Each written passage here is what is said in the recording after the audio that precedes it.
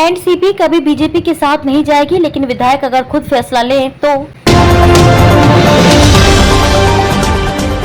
शिवसेना उद्धव बालासाहेब ठाकरे के नेता संजय राउत ने रविवार को दावा किया कि एनसीपी के प्रमुख शरद पवार ने हाल ही में उद्धव ठाकरे से कहा कि अगर कोई व्यक्तिगत रूप से बीजेपी में शामिल होने का फैसला लेता है तो भी उनकी पार्टी बीजेपी से कभी हाथ नहीं मिलाएगी। एनसीपी के वरिष्ठ नेता अजित पवार की पार्टी छोड़कर राज्य में सत्तारूढ़ बीजेपी में शामिल होने की अटकलों के बीच पार्टी के मुखपत्र सामना के साप्ताहिक स्तंभ रोक-टोक में राउत ने यह टिप्पणी की है। गौरतलब है कि मुख्यमंत्री एकनाथ शिंदे नीत अब शिवसेना के 16 विधायकों को अयोग्य घोषित करने का अनुरोध करने वाली याचिका फिलहाल उच्चतम न्यायालय में लंबित है, लेकिन राज्य विधानसभा में विपक्ष के नेता अजित पवार ने अटकलों को आधारहीन बताया और शनिवार की रात मुंबई में केंद्रीय गृह मंत्री व बीजेपी नेता अमित शाह से मुलाकात से इनकार किया।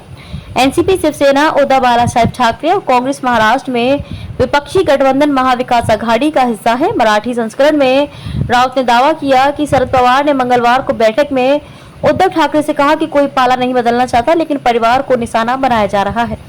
अगर कोई साथ छोड़ने का व्यक्तिगत निर्णय लेता है तो यह निजी बात होगी, लेकिन पार्टी के रूप में हम बीजेपी के साथ कभी नहीं जाएंगे। एनसीपी शिवसेना उद्धव बालासाहेब ठाकरे और कांग्रेस महाराष्ट्र में विपक्षी गठबंधन महाविकास आघाड़ी एमवीए का हिस्सा है। मराठी संस्करण में राउत ने दावा किया है कि शरद पवार ने मंगलवार को बैठक में उद्धव ठाकरे से कहा कि कोई पाला नहीं बदलना चाहता, लेकिन परिवार को निशाना बनाया जा रहा है। अगर कोई साथ छोड़ने का व्यक्तिगत निर्णय लेता है तो यह निजी बात होगी, लेकिन पार्टी के रूप में हम बीजेपी के साथ कभी नहीं जाएंगे।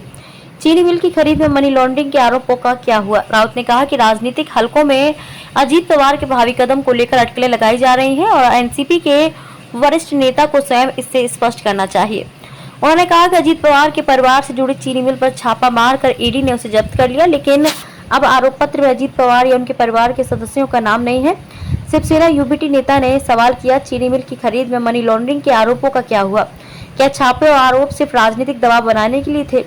राउत ने दावा किया कि शरद पवार के एक अन्य सहयोगी महाराष्ट्र के पूर्व मंत्री हसन मुशर्रफ को भी केंद्रीय जांच एजेंसियों द्वारा निशाना बनाया जा रहा है।